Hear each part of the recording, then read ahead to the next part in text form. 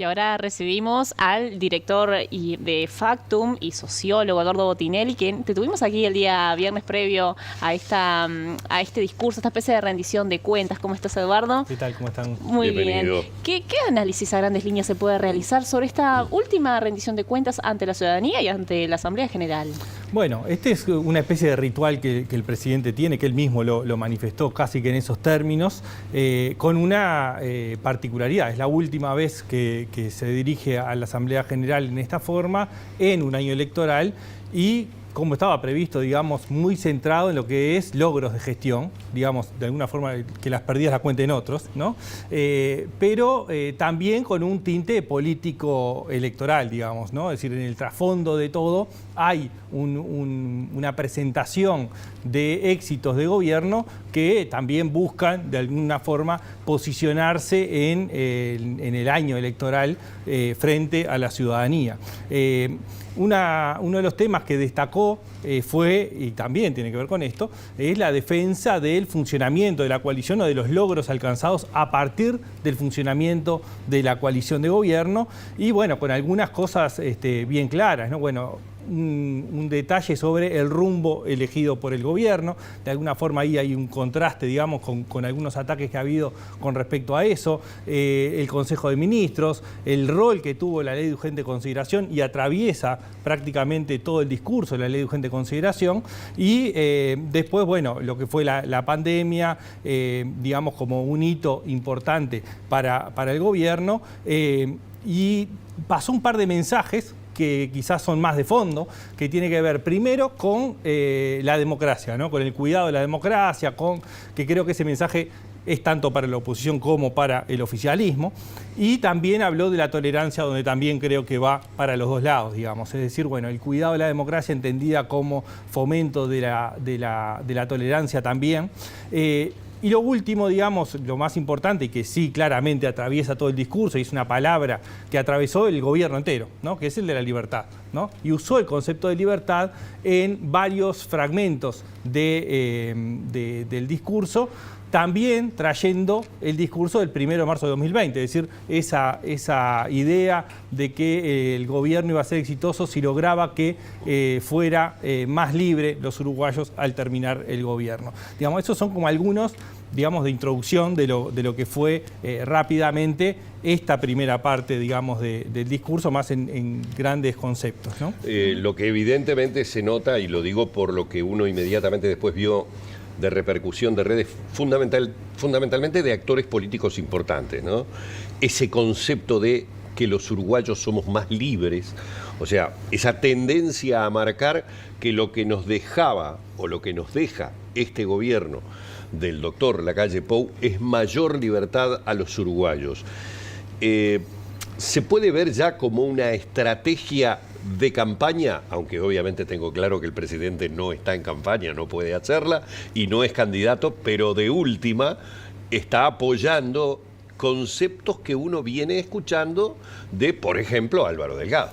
No, sin duda ese es un concepto que van a agarrar, creo que todos los precandidatos del Partido Nacional, seguro hay algunos del Partido Colorado que también lo utilizan fuertemente, y sí, sin dudas es un concepto que la idea de la continuidad que se está tratando de instalar en algunas de las candidaturas tiene que ver también con fortalecer algunos de los conceptos que planteaba, ¿no? Ahí, bueno, en el repaso que hacía algunas menciones importantes a la Ley de Urgente Consideración, a lo que se logró a partir de ahí, e hizo un repaso de logros alcanzados por el gobierno en el periodo, ¿no? Con el tema de seguridad, donde hizo un contraste de cifras de denuncia de los delitos, donde aparece el tema de vivienda, donde aparece salud, el tema del agua, que también ha estado presente, bueno, sin duda con lo que fue el año pasado, un rol importante de la transformación educativa, la generación de empleo, que lo hablamos la semana pasada, de cómo esto seguramente iba a tener un lugar central, lo que es la política económica en general y la generación de empleo, porque, digamos, es de los puntos más fuertes que el gobierno está mostrando, ¿no? Es decir, la baja de la inflación, y esto además de presentarlo temáticamente, en un momento del discurso él hace como un parate y hace un resumen, ¿no? Y ese resumen es crecimiento del empleo, avance de reformas, más recursos volcados a la sociedad, menor riesgo país de la historia, baja de impuestos, que se cumplen las metas fiscales y la inflación más baja en los últimos 18 años. Es decir, hace un resumen, o sea, hace un parate en su recorrido y después lo retoma justamente para marcar la importancia que tiene para el gobierno transmitir esto. Después empiezan las discusiones sobre, bueno, qué números se está tomando, cuáles no. Es decir, bueno, pero es bastante lógico lo que decía al principio. Es decir, básicamente este discurso se centró fuertemente en mostrar logros y avances, haciendo un recorrido por todas las carteras y mostrando ese avance. Incluso la transformación educativa, que es algo que era muy difícil que pudiera mostrar logros en el primer año de aplicación, bueno, surgió en el discurso del presidente marcar un aumento de la tasa de retención de secundaria. Más allá de los cambios que se hicieron, hay digamos, un dato que pudo rescatar.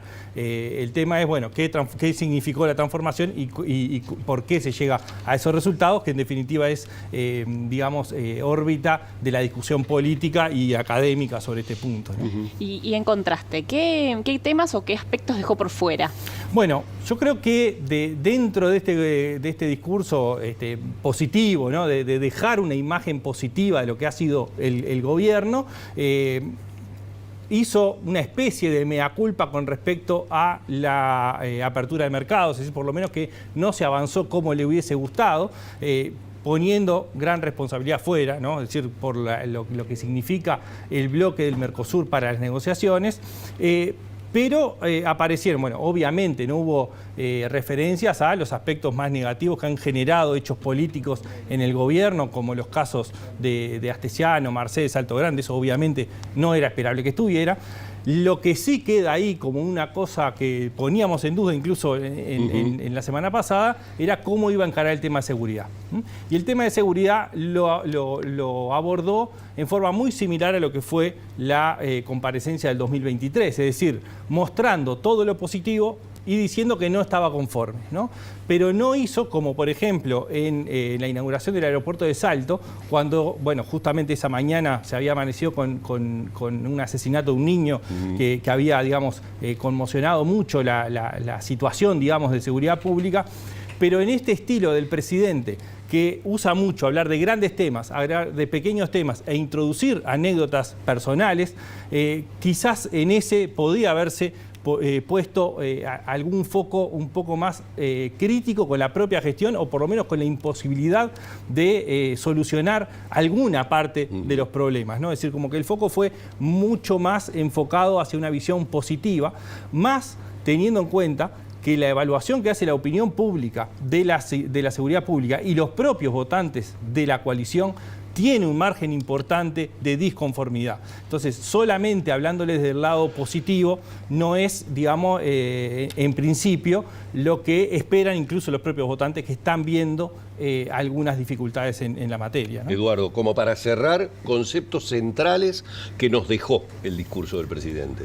Bueno, lo que hablamos de la libertad, digamos, como concepto gran, macro y que atraviesa, pero hay otros. Por ejemplo, el de responsabilidad, que lo utilizó sobre todo hablando de seguridad social, ¿no? De la reforma de la seguridad social, y durante la discusión de la reforma de la seguridad social fue un concepto muy utilizado por el presidente y por el gobierno. Y hay otro concepto importante, que es lo de histórico o récord, ¿no? Esto también ha estado presente mucho en el último tiempo, tanto en infraestructura u obra pública, en lo que es saneamiento, la inflación, el crecimiento económico del último tiempo, el déficit fiscal. Hay como muchas referencias que buscan establecer que este gobierno de alguna forma ha roto algunas barreras históricas que lo posicionan de mejor forma, ¿no? De alguna forma digamos, los grandes conceptos muestran un discurso de alguna forma, digamos, mirado con una lupa positiva, ¿no? Es decir, dejó los aspectos más negativos directamente de lado, no los incorporó fuertemente en el discurso, con la idea que hablábamos al principio, estamos en un año electoral y por lo tanto también generar condiciones favorables para lo que viene hacia adelante. Bueno, muy bien, Eduardo, muchísimas gracias por este aporte. Habrá que ver también, esto es lo que sucede mucho en política, ¿no? De estos apuntes, de principales conceptos, qué cosas se van derramando, qué cosas luego se van desgranando hacia la campaña electoral y que uno nota allí de repente la mano de quien dice, acá es donde hay que poner el énfasis, sobre esta línea argumental es que tenemos que insistir, lo iremos viendo seguramente en sucesivos encuentros. Sin dudas, este discurso sirve como disparador para mucho de lo que viene hacia adelante. Muchas gracias.